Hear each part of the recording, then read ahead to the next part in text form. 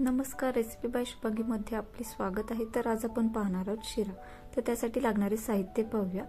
अर्धा कप रवा, अर्धा कप साखर, कट केलेले बदाम, वेलची जायफळ पूड, 2 चमचे साजूक तूप, 1 कप पाणी। तर चला शिऱ्याची कृती पाहूया।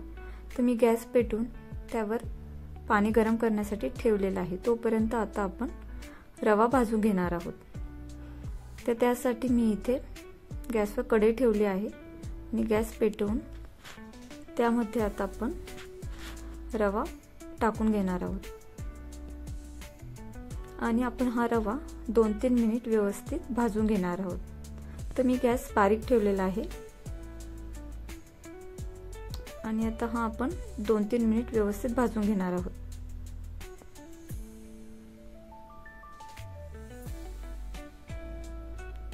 तर पाहू शकता रवा आपला हलकासा ब्राऊन झाला आहे। तर ह्या स्टेजला आपण यामध्ये 2 चमचे तूप टाकून घेणार आहोत। तुम्ही तुपाऐवजी तेलही वापरू शकता आणि हे व्यवस्थित मिक्स करून घेणार आहे आणि 2 मिनिट आपण असंच परतून घेणार आहोत।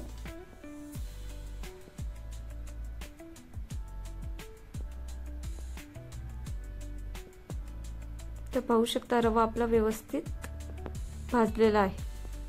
तर ह्या स्टेजला आपण जे गरम केलेलं पाणी आहे ते यामध्ये टाकून घेणार आहोत। थोडं थोडं करून पाणी आपण यामध्ये टाकून घेतलेलं आहे आणि आता आपण हे मिक्स करून घेणार आहोत। यावर झाकण ठेवलं तरीही चालेल आणि गॅस आपला बारीकच ठेवलेला आहे आपण आणि हे आपण व्यवस्थित असं मिक्स करून घेणार आहोत।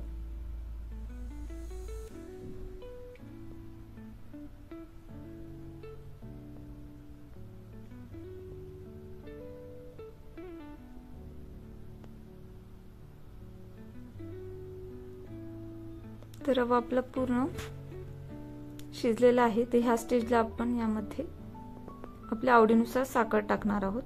तुम्ही साखर कमी जास्त पण टाकू शकता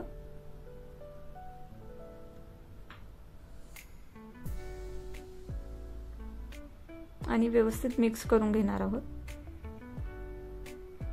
तर पाहू शकता रव्यामध्ये आपली साखर पूर्ण मिसळलेली आहे।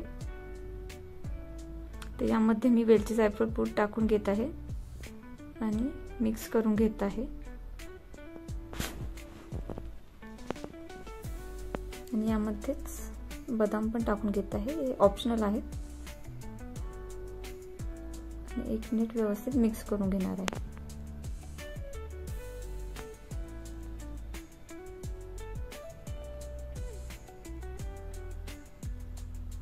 तो आपला शिरा खाण्यासाठी तयार झालेला आहे। तर व्हिडिओ आवडला असेल तर लाईक करा, शेअर करा, सबस्क्राइब करा। थँक्यू।